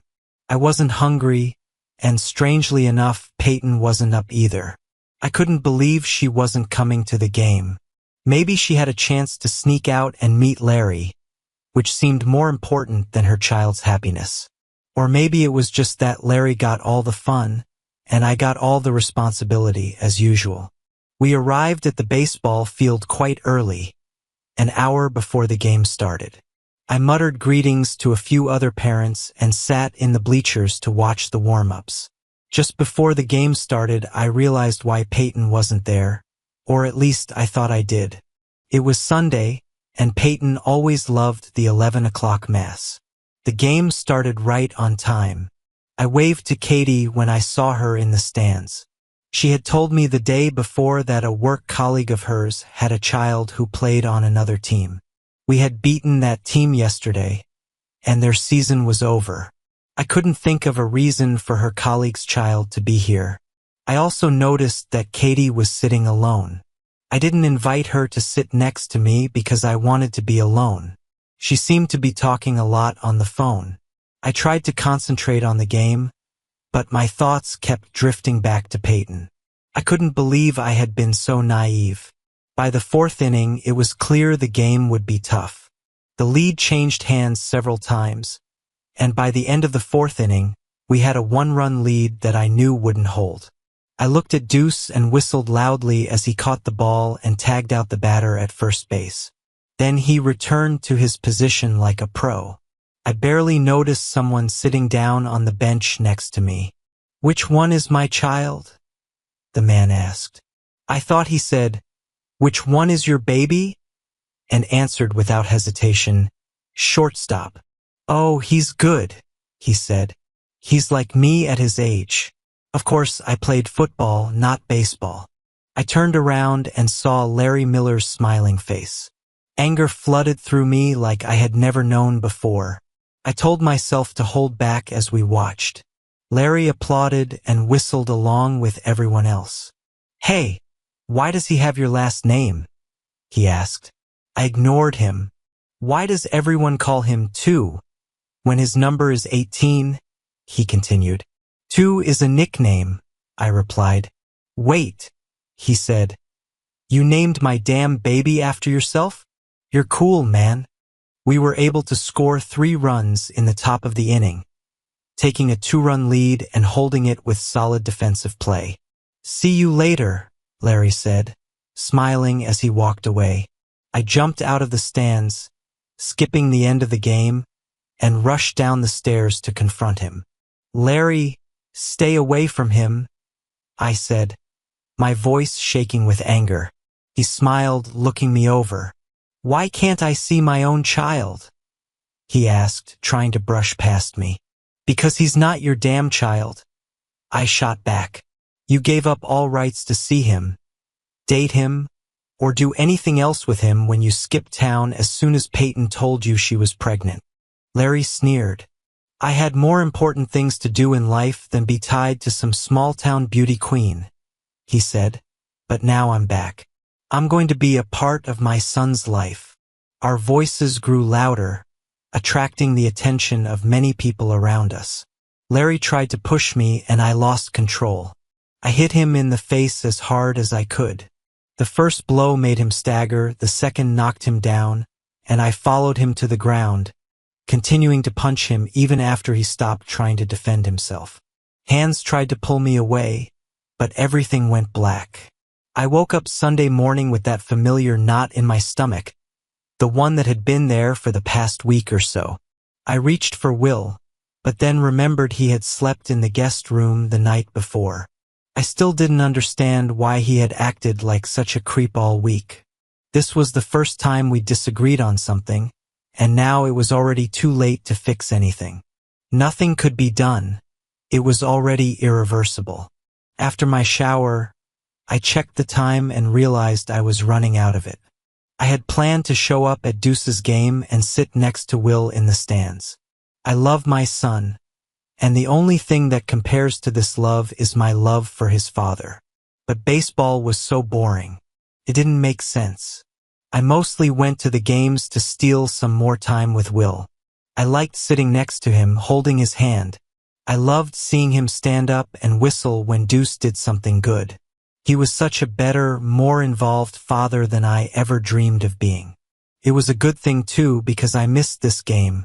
Now the only question left was whether I should be the joyful championship mom or the comforting one. When a car drove into the yard, I felt strange. It didn't sound like Will's Mustang. I walked to the door and saw Tom entering the house with a big smile on his face, but his expression turned concerned when he saw me. "Hi, Peyton," he said. "Congratulations, dear. Where's your dad?" "He had to do something with the sheriff," Tom said, raising his trophy in front of my face. "When Dad comes, we'll go to McDonald's." Tom ran upstairs excitedly. "Ron, where's Will?" I asked. Ron was Deuce's coach and a family friend. "Will's in jail," Ron said. "He beat Larry Miller to a pulp." Luckily, it was after the game, and all the kids were on the field waiting for their trophies. They had to use a stun gun. "Peyton, I've never seen Will or anyone else so angry in my life," Ron continued. "It was scary. It was like he was fighting for his life. Nobody here really likes Larry Miller. He's an idiot and always has been. He's engaged to 2 or 3 girls around the city and always comes back to New York. He's just as slippery as he was when we were in college. I haven't seen him in many years." I was in shock. God, my son is 8 years old, so it's been almost 9 years since I last saw him. "You really need to hear this, Peyton," Ron said. "Larry's been bragging about how successful he is in New York for years. He said he's married to a supermodel, lives in a mansion, and drives a Ferrari. None of this is true. Not a word of it." I raised an eyebrow. "Larry's just a salesman, and not even a good one," Ron said. "He lives in a 4th-floor apartment with no elevator and doesn't even have a car. Even when he makes a few sales, all his money goes to lawyers trying to file divorces. He never married, but had affairs with a lot of married women and got caught. Some of their husbands have sued him for alienation of affections or for causing their marriages to fall apart. He's got no money and nowhere to go." I laughed when he said that. "That's what he's supposed to do?" I asked. "Wait, here's the fun part," Ron said with a smirk. "A couple of years ago, one of those husbands beat Larry almost to death. From what I've heard, he can't have any more children." "Really?" I said, trying to absorb everything. "How does that happen?" "Thanks for the info, Ron," I said, feeling numb. "I need to go to the sheriff's office now and pick up Will." "Yeah. See you at the game next week, Peyton," Ron said as I headed out the door. I was shaking as I dialed the phone number. Ron didn't know what was happening. No one in town knew that Deuce wasn't Will's child. No wonder things had escalated with Larry. It was stupid, but maybe that was why Will had been so angry with me. He was afraid that Larry would ruin my reputation and possibly our family. He was right, it was all my fault. I had brought this all upon us. But if I had to take a hard look at the situation, I couldn't deny that I was glad it happened. I was glad I had slept with Larry, although I couldn't remember why I did it. All I remembered was that when Larry was near me, I just wanted to sleep with him. The night itself had been terrible. Larry must have had some kind of strange pheromone because I knew several other women who told similar stories. For many years, I never thought about Larry. The only man I loved now was my husband. But now, I needed to find someone to watch my son so I could get Will out of jail. I called Summer, Will's sister, and asked her to babysit. She arrived before I even had time to get dressed. It only took me 10 minutes to drive to the sheriff's office, and not even a minute after I walked in, 3 deputies were standing in front of me. The woman who had been there before looked at us angrily and said, "Do you 3 need to service her? I've been sitting here for an hour." But they ignored her. One of the deputies asked, "How can we help you, madam?" "My name is Peyton," I began. "Oh, we already know who you are, Mrs. Place," the same deputy said. "Okay. I came to find out what I need to do to get my husband out of here. He was brought in for fighting," I explained.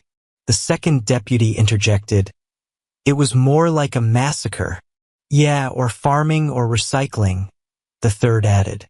"All he did was smash a piece of ground. I don't even think he should have been arrested," I said. "Give me a minute," the first deputy said, stepping away to find out what needed to be done. 3 minutes later, he returned, looking unhappy. "Mrs. Place, we have a problem. Do you accept checks?" I asked, trying to stay calm. He smiled faintly. "Madam, we accept everything: cash, checks, credit cards, debit cards, money orders, and in some cases even IOUs. But that's not the problem." "So, what is the problem, deputy?" I asked. "He refuses to let you discharge him," he said. "He's gone too far. I need to talk to my husband," I said, starting to panic. "I'll resolve everything right now." He just shook his head. "He doesn't want to talk to you," he said, his voice low. "It makes no sense to me, madam, but that's what he said." I was crushed. It hurt more than anything I had ever felt. I started crying for the first time since our marriage. Remembering the only time I had cried after we got married was when Will had tried to leave because he didn't know how much I loved him. "Wait, madam," the deputy said. "I have an idea. If we let him out, he should come home and you can talk to him. If you go to the clinic and convince Larry Miller to drop the charges, we won't have a reason to keep him. We'll have to let him go." "Thank you, deputy," I said, wiping away my tears. As I turned to leave, all 3 deputies watched me, one of them muttering, "Maybe someone will help her now." I drove the 2 blocks to the clinic and walked up to the front desk. Behind the counter was Pauline French, one of my mother's friends. "Hello, Mrs. French," I said. "Can I see Larry Miller?" "I'm not sure it's a good idea for a married woman to see him," she replied cautiously. "I can handle it," I said firmly. "There's only one man on this planet for me, and that's not Larry Miller." She told me which room Larry was in. I walked down the hallway and found his room. I didn't even knock, I just walked in. Larry looked terrible. He seemed dazed, and the nurse was trying to hold him up so he could button his shirt. His mouth twisted when he saw me. I think he tried to smile, but his lips were swollen and broken. Both of his eyes were blackened, and his nose looked crooked. Larry had gained weight and seemed flabby. I was shocked to notice that he was wearing some kind of corset to make himself appear slimmer. "Larry," I said, trying to stay composed. He smiled again and said, "Hi, Peyton." I could barely recognize his voice. It was distorted from the damage to his face. "Sit on the bed before you fall, idiot," I said. "We need to talk." "That's exactly what I was thinking," he said, wincing as he tried to adjust himself. The nurse, who looked to be in her 20s, smiled and left the room. It was strange. Despite his battered appearance, she seemed almost delighted by him. I started to think that maybe everything that had happened to him wasn't entirely his fault. I was thinking about everything when I remembered that, bad guy or not, Larry got me pregnant and then ran away. This wasn't an accident. He had assured me everything would be fine, that the home test was incorrect or inaccurate. Then he took his exams early and left town. You need to drop the charges against Will right now, I said, my voice firm. That man should be in jail, he mumbled, clearly upset. He didn't want me to see my own child, I shot back. He even named my child after himself. Larry, he's not your son. I lied, trying to concentrate. The words felt heavy in my mouth. Lying wasn't just about sin. I would lie to God for my husband or my child if I had to. But I didn't want to offend Larry. I had a miscarriage a few weeks after you left. I lied again. After that, I met Will. We've known each other since school, and I got pregnant again. I named my son William James Place Jr. because he would carry his father's name, and he'll turn out to be a better father than you could ever be with all your lies. Larry smiled through his swollen lips. So, I was beaten for nothing? He laughed, and I realized it amused him. Larry, your lucky deuce isn't your son, I continued. Listen, beauty, he said, his voice strained and muffled by his injuries. Just because you're beautiful doesn't mean there's something in your head. You don't understand anything. I felt a deep anger bubbling inside me. I need this damn baby, he continued. I have no family, no brothers or sisters. Since I have no children, my last name will end with me. I always thought I had more time. I thought I'd settle down with a perfect woman, and we'd have a wonderful family. But I ruined everything. Your child was my last chance. I tried to hold back my anger, but his words pushed me further. That damn Katie started all this, he added. Katie, I hissed, shocked. She always hated you for taking you away from her, he explained, his face grim. Every time I'm in town, I sleep with her, and we chat. I told her about my child with you. I don't think she knew about your miscarriage, but when she saw Will at the baby play yesterday, she remembered that I wanted a baby and reminded me that I already had one. She decided that the two of us could separate you and Will. She'll get Will, and I'll get my baby, or at least be involved in his life. What about me? I demanded, my voice sharp. Larry just looked at me coldly. You're beautiful, but you're terrible in bed.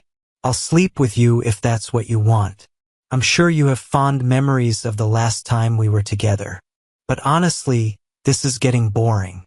Come on, take off your clothes. Your husband is probably already with Katie.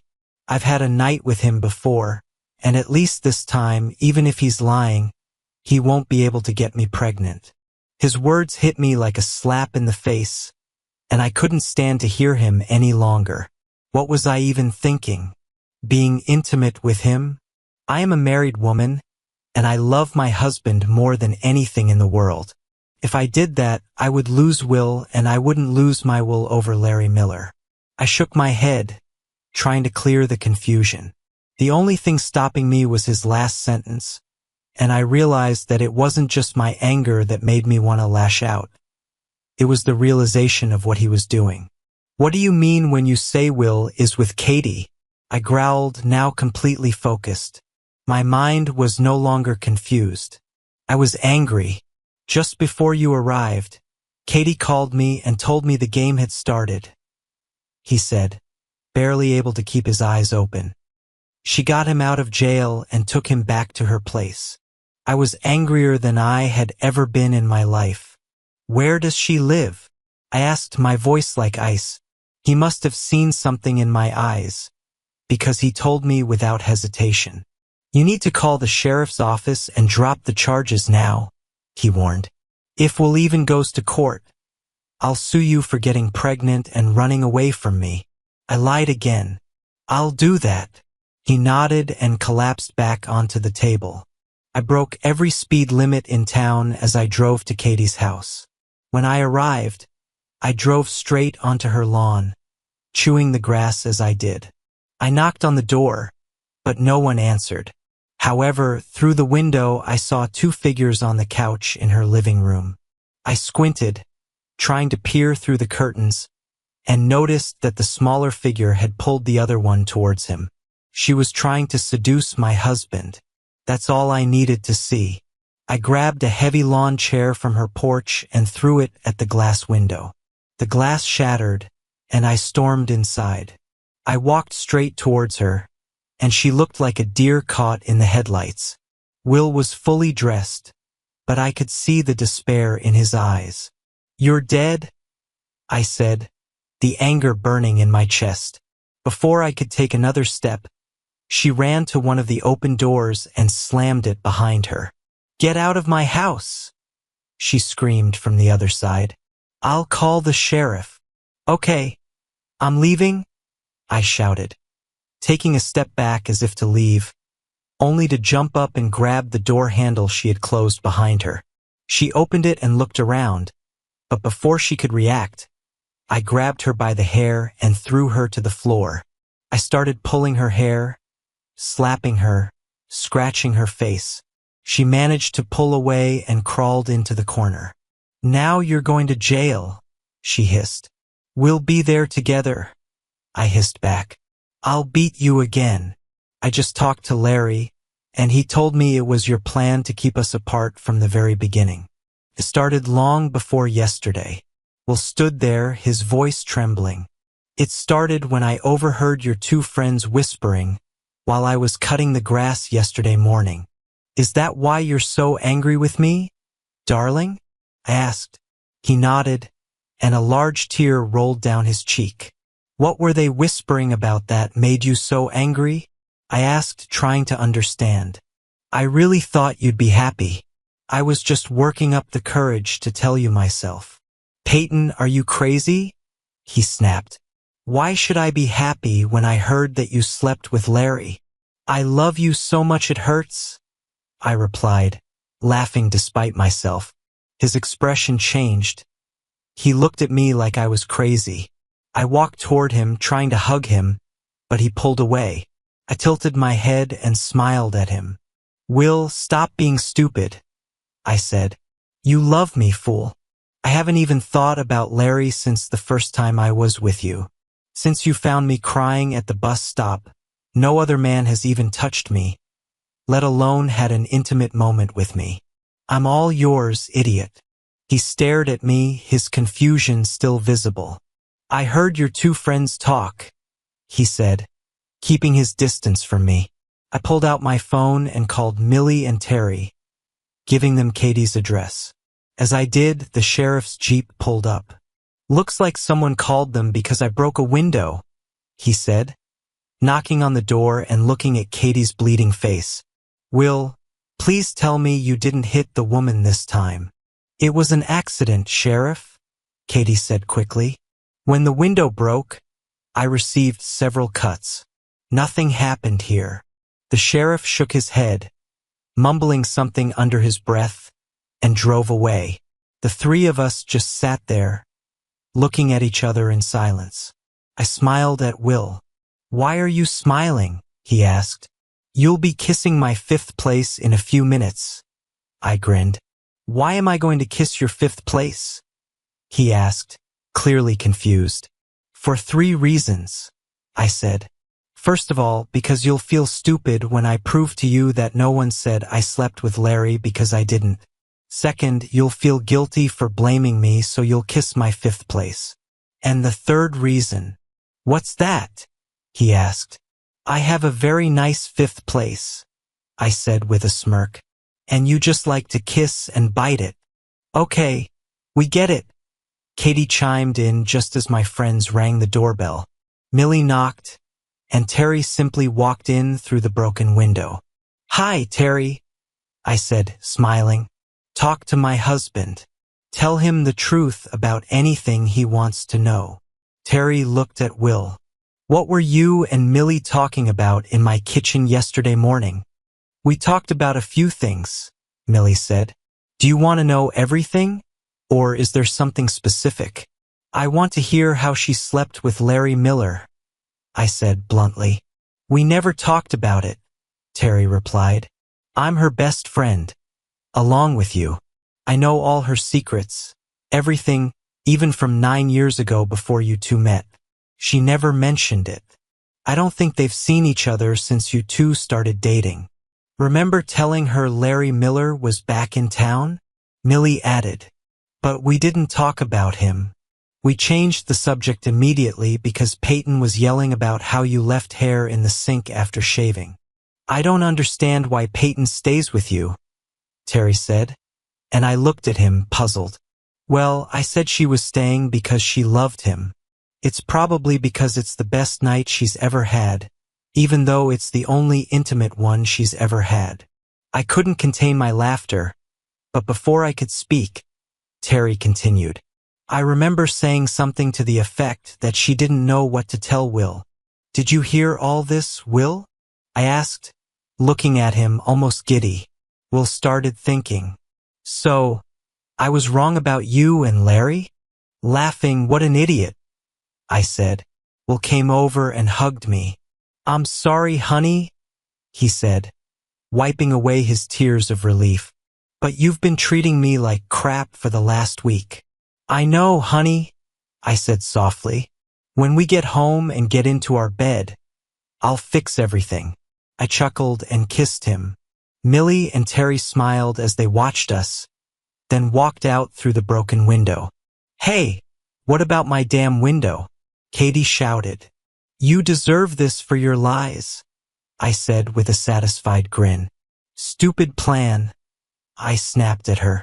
Just use it as a door. This works better than your damn plan. Half an hour later, we returned home, and we promised to buy Deuce McDonald's on the way home from work the next day.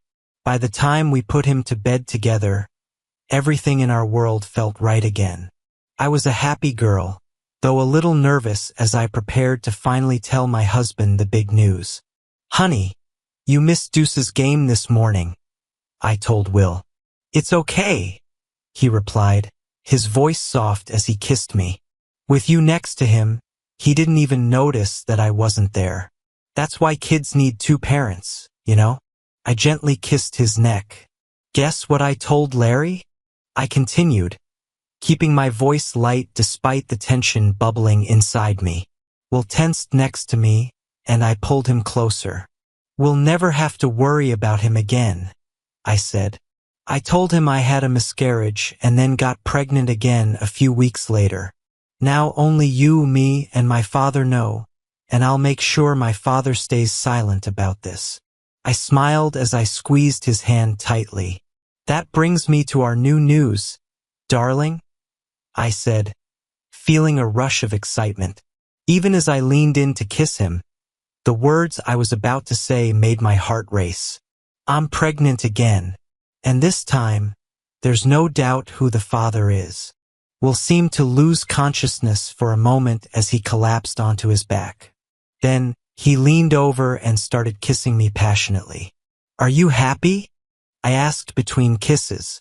Do you want a baby with me? I want it already, he said, his voice thick with emotion, as his lips crashed into mine. Then why did you tell the girls before me?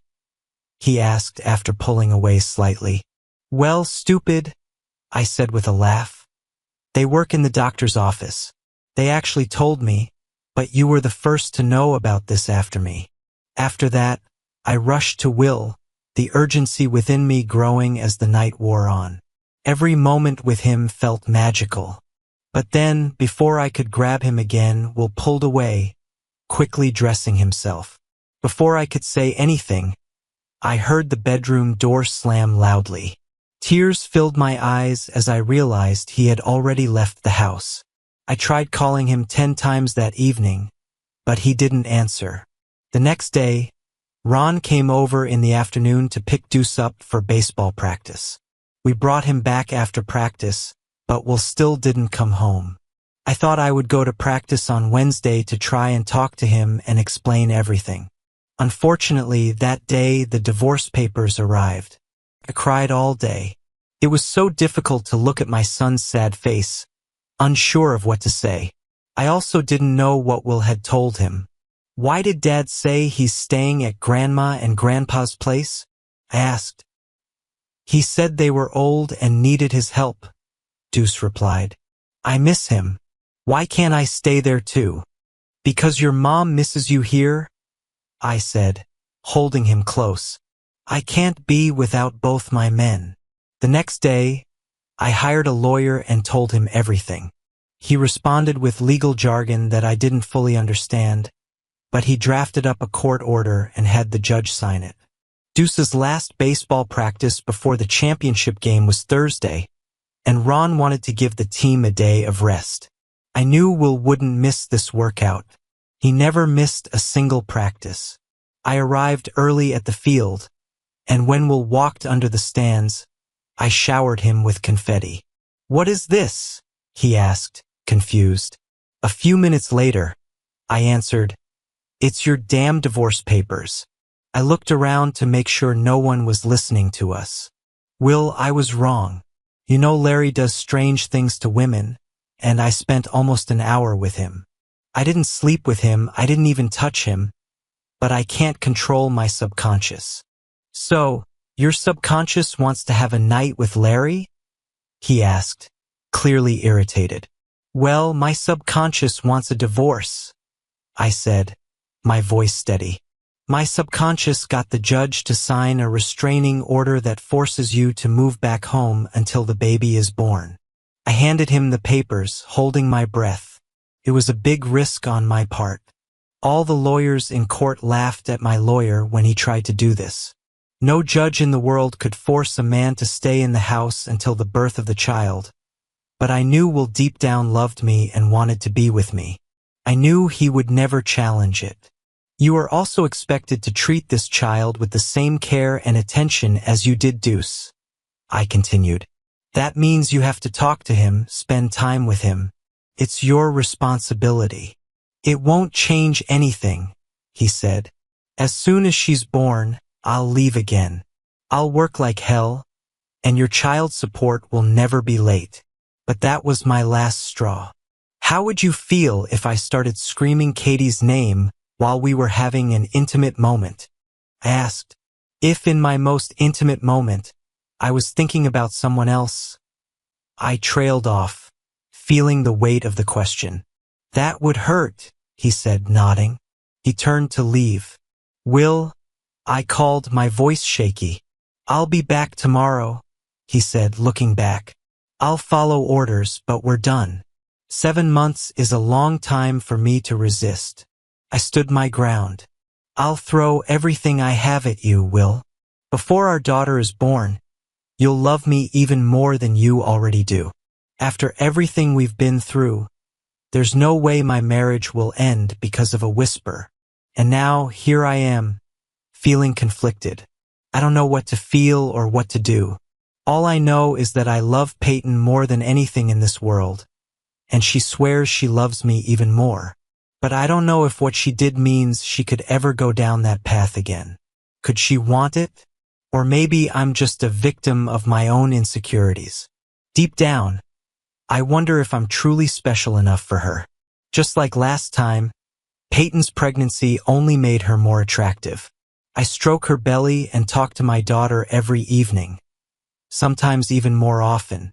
Peyton works her magic on me, and although we haven't gotten back to being intimate, I've been letting her kiss me again lately. She suggested that, in case of complications, we should probably sleep together so I could be close. Once we start doing that, it's only a matter of time before she tries something. Thank you for your viewing. See you next time. If you enjoyed this, subscribe to JK Tells a Story for more tales.